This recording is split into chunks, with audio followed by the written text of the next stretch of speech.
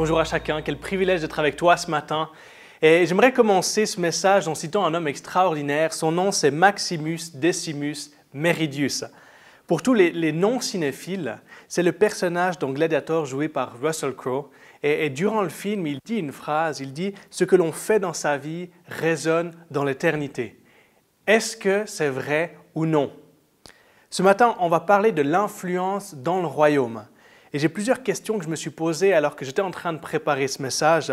Et je me suis posé comme question, quelle est l'influence que nous sommes censés avoir en tant que chrétiens? Je me suis posé la question ensuite, sera-t-on jugé à la fin de l'influence que nous n'avons pas eue? Et quelle est la conséquence de l'influence que nous n'avons pas eue? C'est des questions que je me suis posées alors que je travaillais ce message-là et j'aimerais essayer de répondre à certaines d'entre elles. Dans notre société actuelle, l'influence joue un rôle majeur, tant au niveau politique que professionnel, que social, mais aussi personnel. On est tous conscients de l'influence et on sait ce que ça peut produire. Et on peut voir ce phénomène très présent au niveau des réseaux sociaux. Et c'est réellement extraordinaire de voir la possibilité que nous avons de pouvoir influencer des gens sur toute la Terre avec un compte Instagram depuis notre portable. Pour vous donner des chiffres, par rapport à Instagram, voilà les 3 personnes les plus suivies sur Instagram en 2020. La première personne, c'est Cristiano Ronaldo, donc un footballeur, qui a 244 millions d'abonnés. Pour vous donner une idée, ça correspond à la population entière de la France, de l'Allemagne, de l'Italie, du Portugal, de la Suisse, de l'Autriche et de la Belgique réunis. Pour vous donner l'ampleur de l'influence qu'il a.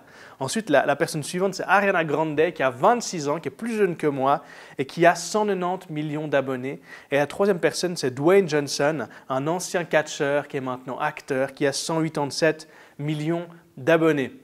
C'est juste fou le nombre de personnes qui les suivent, qui sont influencées par ce qu'ils disent sur Instagram. Et voilà le monde dans lequel nous vivons. Un monde où nous pouvons influencer des milliers, voire des millions de personnes avec une application sur notre portable qui est dans notre poche. Mais alors, en tant que chrétien, la question c'est est-ce que je devrais chercher cela? Chercher à être connu, chercher à avoir cette influence-là? La réponse à cette question, elle se trouve entre toi et Dieu. Je ne veux pas y répondre, mais peut-être certains d'entre vous sont appelés à avoir une influence comme celle-ci et d'autres non, pas du tout. Mais quelle est notre part alors de responsabilité par rapport à l'influence que nous sommes censés avoir? J'aimerais que nous lisions un passage dans l'Évangile de Matthieu au chapitre 25, les versets 31 à 46. « Lorsque le Fils de l'homme viendra dans sa gloire avec tous les anges, il s'assiera sur son trône de gloire. Toutes les nations seront rassemblées devant lui. Il séparera les uns des autres, comme le berger sépare les brebis des boucs. Il mettra les brebis à sa droite et les boucs à sa gauche. Alors le roi dira à ceux qui seront à sa droite, « Venez, vous qui êtes bénis par mon Père, prenez possession du royaume qui vous a été préparé dès la création du monde. En effet, j'ai eu faim et vous m'avez donné à manger. J'ai eu soif et vous m'avez donné à boire. J'étais étranger et vous m'avez accueilli. J'étais nu et vous m'avez habillé, j'étais malade et vous m'avez rendu visite, j'étais en prison et vous êtes venus vers moi. » Et les justes lui répondront, « Seigneur, quand avons-nous vu affamé et t'avons-nous donné à manger, ou assoiffé et t'avons-nous donné à boire? Quand avons-nous vu étranger et t'avons-nous accueilli, ou nu et t'avons-nous habillé? Quand t'avons-nous vu malade ou en prison et sommes-nous allés vers toi? » Et le roi leur répondra, « Je vous le dis en vérité, toutes les fois que vous avez fait cela à l'un de ces plus petits de mes frères, c'est à moi que vous l'avez fait. » Ensuite, il dira à ceux qui seront à sa gauche, « Éloignez-vous de moi, maudits, allez dans le feu éternel qui a été préparé pour le diable et pour ses anges. En effet, j'ai eu faim et vous ne m'avez pas donné à manger, j'ai eu soif et vous ne m'avez pas donné à boire, j'étais étranger et vous ne m'avez pas accueilli, j'étais nu et vous ne m'avez pas habillé, j'étais malade et en prison et vous ne m'avez pas rendu visite. » Ils répondront aussi, « Seigneur, quand avons-nous vu affamé ou assoiffé ou étranger ou nu ou malade ou en prison et ne t'avons-nous pas servi ?» Il leur répondra, « Je vous le dis en vérité, toutes les fois que vous n'avez pas fait cela à l'un de ces plus petits, c'est à moi que vous ne l'avez pas fait. » Et ils iront à la peine éternelle, tandis que les justes iront à la vie éternelle. Waouh! c'est une parabole tellement parlante et qui peut nous parler dans tellement de circonstances de nos vies.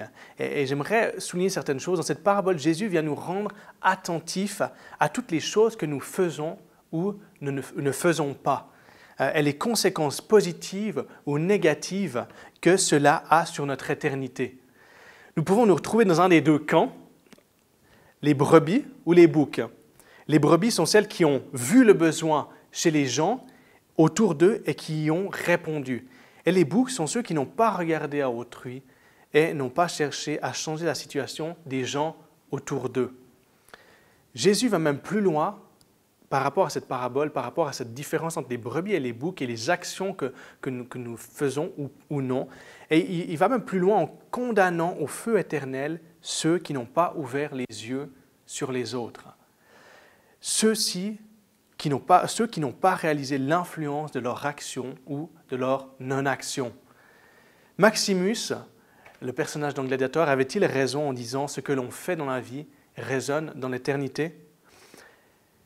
C'est une bonne question. La question suivante que j'ai envie qu'on puisse répondre est « quelle est l'influence que nous sommes censés avoir en tant que chrétiens ?»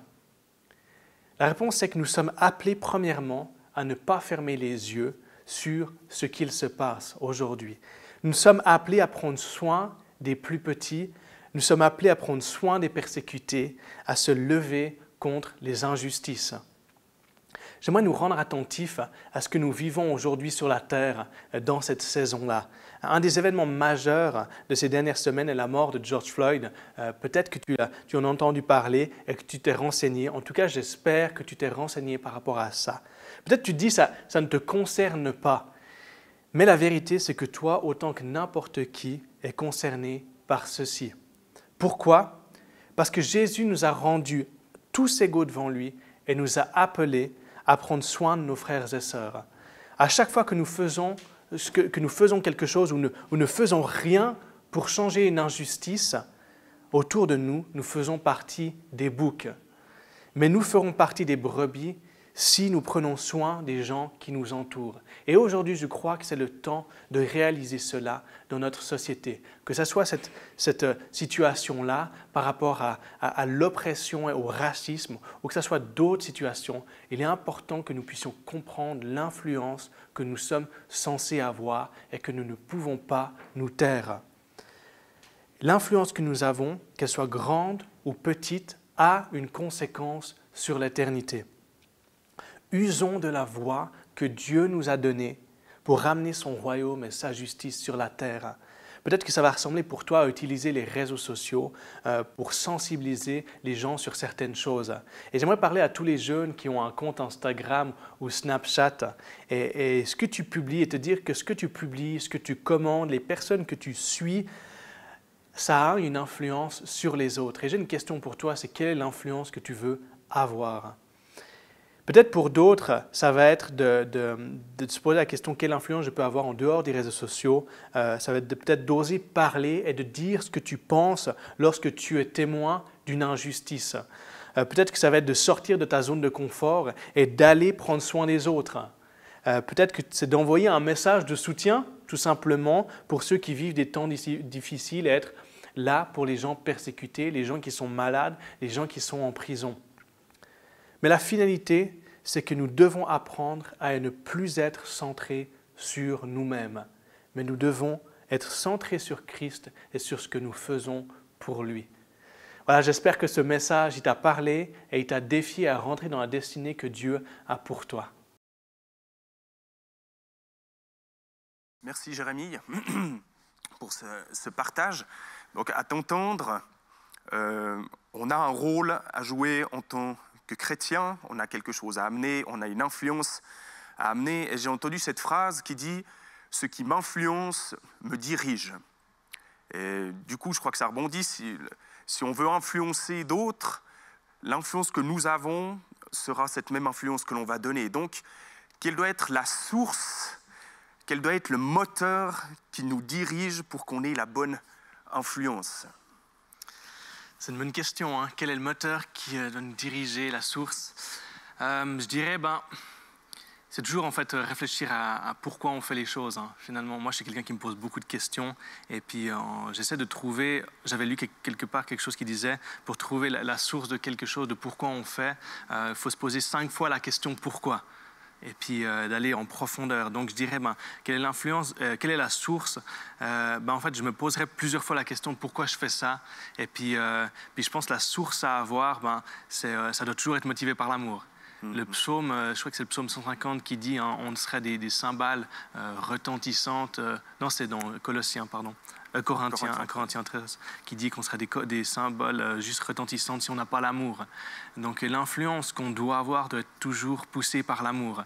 C'est quelque chose que je pense qu'on doit se tenir dans la tension de l'influence qu'on a. On peut très vite tomber dans des pensées humaines où l'influence qu'on a, c'est pour notre propre gloire, ou c'est pour notre propre ministère, ou pour telle ou telle chose, ou même des fois où je pense qu'on peut tomber dans des choses fausses, où d'un coup on veut avoir une influence pour une cause sans mettre Jésus au centre, mais juste pour la cause elle-même. Et je pense que c'est toujours important de se dire l'influence que j'ai, elle doit être motivée par l'amour et elle doit pousser à regarder à Jésus. Elle doit nous pousser, elle doit pousser les autres à pouvoir se focaliser sur Jésus et sur personne d'autre. Excellent, c'est juste. Hein? Je crois qu'on doit amener les gens, que les gens nous regardent, ils doivent voir Jésus, en quelque sorte. Et ça rejoint aussi, je pense à ces paroles de Jésus qui résume un petit peu la loi, les prophètes en disant « Tu aimeras le Seigneur ton Dieu et ton prochain comme toi-même ». Et il n'est pas parlé de faire quelque chose, c'est juste parler d'aimer. Et comme tu le dis, de cet amour va alors découler tellement de choses. Et ça parle un petit peu aussi de... Je crois que c'est dans Jacques où c'est mis que la foi sans les œuvres, elle est morte, mais qu'on n'est pas sauvé par les œuvres. Donc il y a cette tension-là entre deux. Et comment est-ce que toi, tu arrives à... Ça parle un petit peu de légalisme, de religiosité. On se dira, je crois que tu l'as déjà un petit peu dit, en disant, mais on ne le fait pas pour nous.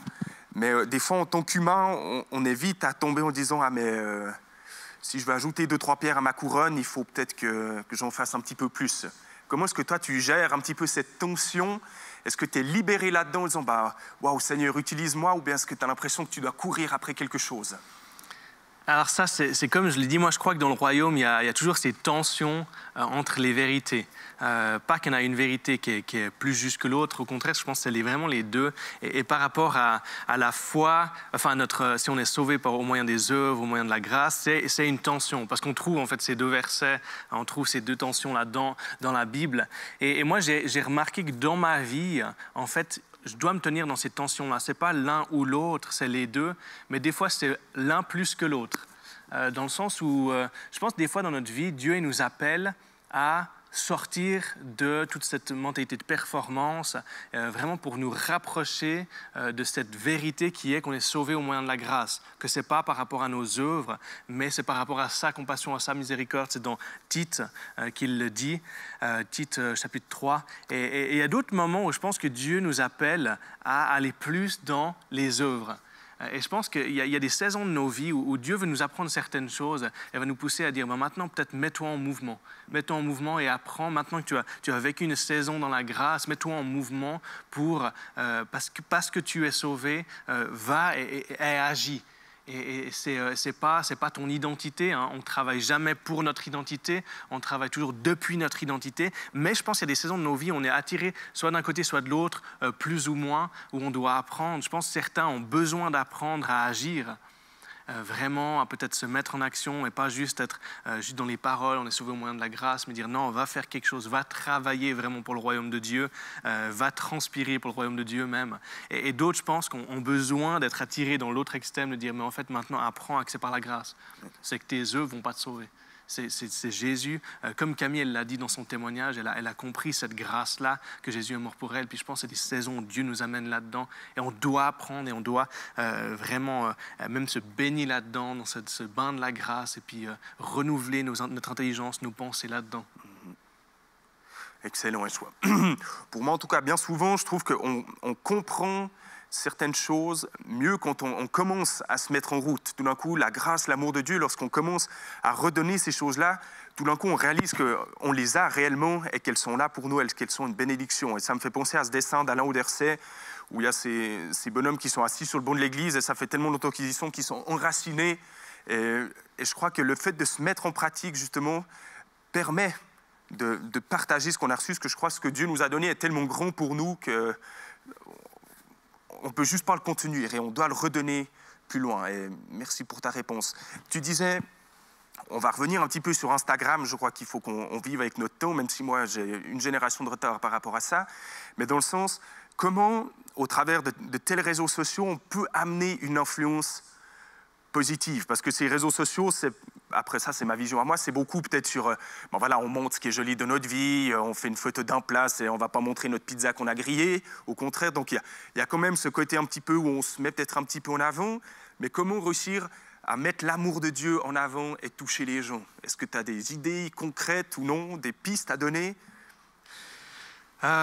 C'est une très très bonne question et je pense que beaucoup vont le vivre différemment par rapport à Instagram. Moi, je me posais, en fait, c'est une question que je me suis posée et que j'ai posée à Dieu. Je me suis dit, mais quelle est la voix que j'ai envie d'avoir sur Instagram? Certains sont appelés à avoir une voix pour l'égalité, par exemple, moi, je vous encourage à aller suivre ma cousine Lisa Sbinden par rapport à tout ce qui est... elle se bat vraiment pour le droit des femmes, etc.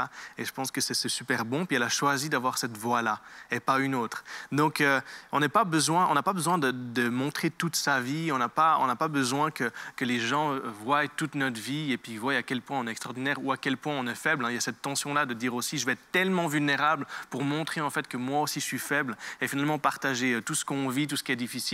Et puis finalement, ça n'a pas plus une voix que ça n'a pas plus une influence que ça, à part, voilà, il est un peu défaut négatif. Donc moi, je me posais la question, mais quelle est l'influence que je veux avoir sur Instagram? Ce que je vais poster, je n'ai pas besoin de poster toute ma vie, mais je peux choisir certaines choses. Et je pense que c'est bien de se poser cette question-là. Instagram, c'est une plateforme on peut l'utiliser à plein de niveaux. C'est une plateforme pour tout ce qui est si on a un business, etc. C'est une plateforme si on a un footballeur puis on veut aussi se promouvoir, etc. Ou j'en sais rien. Mais pour nous, en tant que chrétiens, on peut aussi choisir l'influence qu'on a. Et c'est la question, c'est ce que je vais publier. Moi, je dirais, il faut être intentionnel et savoir que tout ce qu'on publie va rester. Tout ce qu'on publie va être référencé. Donc, qu'est-ce que je veux publier? Qu'est-ce que je veux dire? Et qu'est-ce que je ne veux pas dire? Et je pense que c'est important d'avoir même des fois une stratégie pour Instagram. De se dire, en fait, je veux publier certaines choses seulement. Parce que ça ne sert à rien que les gens voient toute ma vie. Moi, par exemple, je suis quelqu'un assez privé. Et puis, vous n'allez pas avoir beaucoup de stories sur ma page Instagram, certaines fois. Et mes posts, maintenant, j'essaie vraiment d'être intentionnel, de choisir ce que je veux dire. Mais je vais aussi choisir ce que je ne veux pas dire. Donc, il faut se poser la question à Dieu. Et puis être vrai avec soi-même aussi sur qui on est, sur est-ce que je le fais pour avoir des likes? Ça, c'est le grand dilemme peut-être de notre époque. C'est est-ce que je fais pour être aimé? Est-ce que je poste quelque chose? Puis est-ce que quand je poste quelque chose, je vais regarder tout le temps combien j'ai de likes et puis en fait, ça va me faire du bien à mon âme. Je dis, waouh, si ça fait tellement de bien à ton âme que des gens te like, ça s'appelle finalement la peur des hommes. Ça s'appelle de rechercher être validé par les hommes. Là, c'est peut-être risqué. Je dirais, si par contre, si tu arrives à un moment où ce que les gens vont dire de toi ou à quel point tu as de likes ne change pas ton identité et ta valeur, alors là, je pense que tu es arrivé à ton identité est ancrée en Dieu. Mais peut-être que certains vont avoir tellement de succès au niveau de l'influence qu'ils vont avoir des milliers de likes, des millions de likes, puis en fait, ça ne va pas toucher à leur identité. Et ça, c'est bon. Je pense que c'est bon. Et aujourd'hui, on a vu avec les réseaux sociaux, YouTube, c'est un réseau social, que tout le monde est dessus presque. Si on veut suivre ce qui se passe, tout le monde est dessus d'une manière ou d'une autre. Donc, voilà, on a tous une influence, on est tous présents là-dessus. Donc, ça concerne à peu près tout le monde. Pardon. Et le fait que tu dises que ça reste, ça rejoint ce que tu disais dans ton message avec Maximus qui dit ce qu'on fait aura une influence dans l'éternité. L'éternité informatique, on s'entend bien, mais c'est que les traces vont rester, même que si tout d'un coup, donc je pense qu'on a besoin aussi d'être sage, et comme tu dis, d'avoir une stratégie, et je pense que c'est une très bonne chose. On a parlé de ce côté peut-être Instagram, YouTube, ces réseaux sociaux, mais concrètement, tu parlais de cette parabole où il parlait de cet homme nu qu'on est appelé à vêtir, de cet homme qui a faim qu'on est appelé à nourrir. Et au jour d'aujourd'hui, dans notre région, on dit, mais quel est ce plus petit de ses frères auquel on est appelé à répondre, à prendre soin? Ben voilà, peut-être qu'on est aussi dans un contexte en Suisse où peut-être cette misère peut-être se voit moins, mais il y a une autre misère qui est là. Je crois que la misère spirituelle est d'autant plus là. Voilà, quel est pour toi, à l'un de ces plus petits, quel est pour toi ces petits frères autour de toi dont tu prends soin jour après jour Moi, je pense que c'est tous ceux que le Saint-Esprit nous donne, finalement. Il y a certains, pour prendre un exemple, on parle souvent en fait dans Actes, quand Pierre et Jean vont guérir ce paralytique à la belle porte. Et puis il y a beaucoup de gens qui prêchent là-dessus en disant Jésus il a probablement passé des dizaines de fois là-devant, devant cet homme-là, et cet homme était guéri par Pierre et Jean.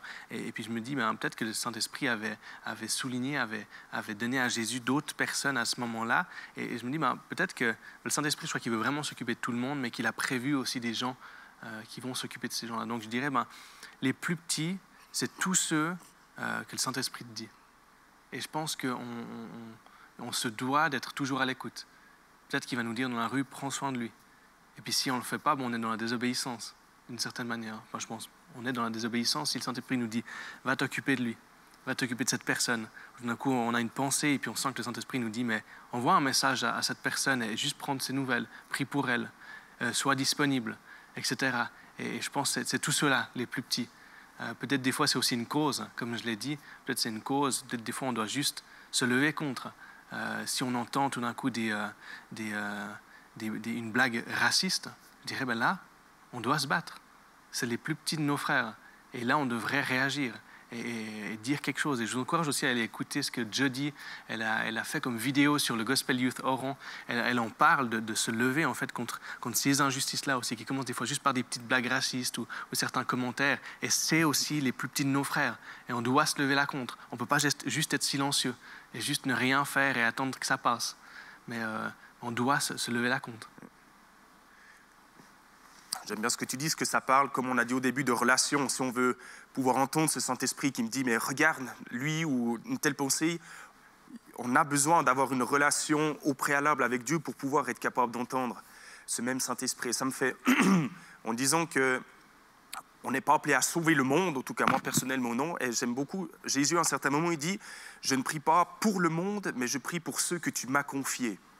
On se dit, mais Jésus, pourtant, lui, il aurait pu, entre guillemets, sauver le monde. Et je crois que ça rejoint ce que tu dis, entre guillemets, où le Seigneur va nous confier certaines personnes autour de nous, parce que des fois, on a l'impression que la misère est tellement grande que, voilà, pour finir, on abandonne. Et de se dire, mais voilà, il y a peut-être certaines personnes que Dieu me met sur le cœur, et c'est en elles que je veux investir, c'est avec elles que je veux pouvoir construire quelque chose.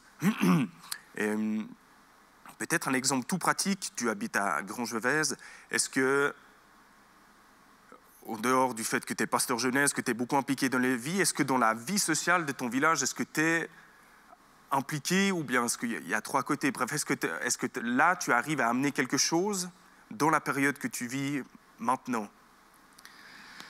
Alors, comme je l'ai dit, moi je suis quelqu'un assez de privé, donc c'est vrai que j'ai jamais été très présent dans les activités sociales du village, même quand j'étais à Corsier, etc., ni dans les jeunesses, ni rien du tout. C'était surtout dans l'église, dans le groupe de jeunes, etc. Mais par contre, j'essaie toujours être disponible pour discuter. Donc il y a plusieurs personnes avec qui je passe régulièrement, des gens qui sont devant parce qu'on a une petite place de jeu, donc je parle avec certains. Il y a un futur voisin qui vient souvent, puis je prends souvent 10-15 minutes pour parler avec lui, etc. Et j'essaye d'être disponible à ce niveau-là. Après, c'est vrai que Granges, c'est un petit village, il n'y a pas beaucoup de choses à faire. Il n'y a aucun magasin, il n'y a plus de restaurant, donc il n'y a plus tellement de lieux de vie. Mais en tout cas, j'essaie d'être disponible, j'essaie d'être là aussi. Puis si le Saint-Esprit me donne une parole, aussi ou me dit d'aller peut-être parler à cette personne, j'essaie vraiment de le faire à chaque fois. Ouais. Ok, excellent. Donc c'est vraiment ça une clé, être disponible. Parce que c'est vrai que souvent, on réduit, entre guillemets, notre champ d'action en tant que chrétien au dimanche matin, en se disant, ah ben c'est là, il faut tout donner à ce moment-là, mais en fait, entre guillemets, pas qu'on fait tout faux, mais oui, je pense que c'est là qu'on peut surtout vivre des temps ensemble, mais je crois que c'est vraiment le reste de la semaine où on va pouvoir rejoindre ces plus petits de nos frères, mais qui restent quand même des frères. Et rien que là, ça rejoint de nouveau ce côté amour, où l'amour doit être la source de tout. C'est vraiment l'amour qui doit nous pousser vers ces gens-là.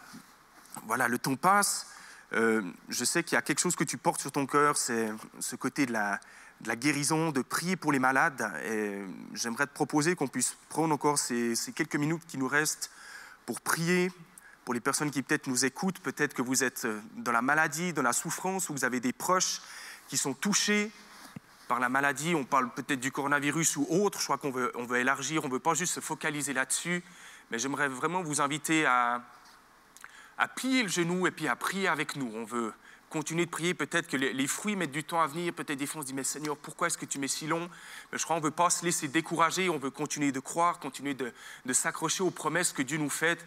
Parce qu'il en a fait. Il y en a tellement de la parole de Dieu qui nous parle de la guérison, qu'il est mort par ses meurtrissures. Nous sommes guéris. Toutes ces choses-là, il ne les a pas juste dit comme ça pour nous faire du bien, pour passer la pommade. Mais s'il les a dit, c'est parce que c'est une réalité. Et on veut continuer de se tenir sur la brèche pour nos proches, pour les personnes autour de nous qui souffrent. Et c'est ce qu'on veut faire maintenant avec la prière de Jérémie. Je ne sais pas, peut-être que tu as une pensée particulière par rapport à une maladie quelconque ou une personne en particulier. Yes. Yes. Je crois vraiment que Dieu veut toucher tous ceux qui nous regardent. Certaines personnes que Dieu m'a confiées, c'est les malades. Parce que je crois que Dieu veut guérir, je crois en la guérison divine, et je crois que Dieu veut te toucher là où tu es. Et je veux libérer cette guérison sur ta vie si tu en as besoin. J'ai vu Dieu agir ces dernières semaines à travers les réseaux sociaux, à travers des Instagram live, etc. Et je sais que Dieu veut te toucher ce matin. Et j'ai juste envie de prier pour que cette présence du Saint-Esprit puisse venir sur ta vie. Si tu as des douleurs dans ton corps, si tu as des choses qui ne fonctionnent pas correctement, des choses qui ont été endommagées, je veux prier pour que la puissance du Saint-Esprit puisse venir te restaurer. Je crois qu'il y a certains, vous allez avoir, il y a peut-être certains, c'est au niveau j'ai l'impression de la dépression, que Dieu veut venir en fait rétablir un équilibre chimique dans le cerveau. On sait que c'est aussi lié à ça. Et je crois vraiment que Dieu veut venir toucher plusieurs qui souffrent de dépression, qui ont des pensées de mort. Dieu veut venir aussi balayer ça. La semaine passée, j'ai fait un live Instagram et j'ai prié pour quelqu'un qui avait des peurs au niveau de la hauteur. Et cette personne, durant le live, a été testée et c'était beaucoup mieux. Elle n'arrivait pas à se tenir sur une chaise, elle est montée sur une échelle et ça allait beaucoup mieux. Je crois aussi que plusieurs d'entre vous ont des soucis avec la peur de la hauteur et je crois que Dieu veut toucher ça. Et juste envie de t'inviter à poser ta main là où tu as mal, là où tu as besoin de guérison. J'ai simplement invité le Saint-Esprit à venir là où tu es et libérer la guérison. Saint-Esprit, on te remercie pour ta présence, on te remercie parce qu'elle est là, elle est disponible et je sais qu'elle entoure chacun maintenant. Et je te remercie parce que tu veux maintenant libérer la guérison et je prie maintenant pour tous les malades, tous ceux qui ont besoin de guérison, qui ont besoin de délivrance. Je prie maintenant que tu puisses agir. Je libère cette guérison dans le nom de Jésus. Je libère cette délivrance. Je vous rends libre dans le nom de Jésus de tout ce qui vous oppresse, de tout esprit de maladie, d'infirmité. Je libère maintenant la guérison sur vos vies dans le nom de Jésus. Dans le nom de Jésus, je brise aussi toute peur, je brise toute chose qui vous retienne d'avancer dans la vie. Je brise ça dans le nom de Jésus. Je libère la guérison maintenant, dans le nom de Jésus. Je crois qu'il y a aussi plusieurs personnes. Je crois qu'il y a une personne qui a une douleur au niveau du poignet droite. Ça fait longtemps, et puis surtout à cause des fois quand il y a de la pluie, tu sens des douleurs dans tes articulations à cause de la pression atmosphérique. Je veux briser ça maintenant dans le nom de Jésus et déclarer la liberté sur ta vie, sur tes articulations, la guérison maintenant dans le nom de Jésus. Merci Saint-Esprit parce que tu es présent là maintenant. Et même tous ceux qui vont nous regarder peut-être plus tard, durant la journée, durant les semaines qui suivent, il y a cette même présence qui est là et qui veut guérir, qui veut te guérir, qui veut venir te rejoindre. Et simplement accueille cette présence du Saint-Esprit qui est là et il y a sa guérison qui va venir, il y a sa délivrance qui va venir sur ta vie, dans le nom de Jésus. Amen. Alléluia. Amen. Merci pour la puissance de ton nom, Seigneur. Alléluia. Seigneur Jésus. Amen. Merci Seigneur parce que tu agis.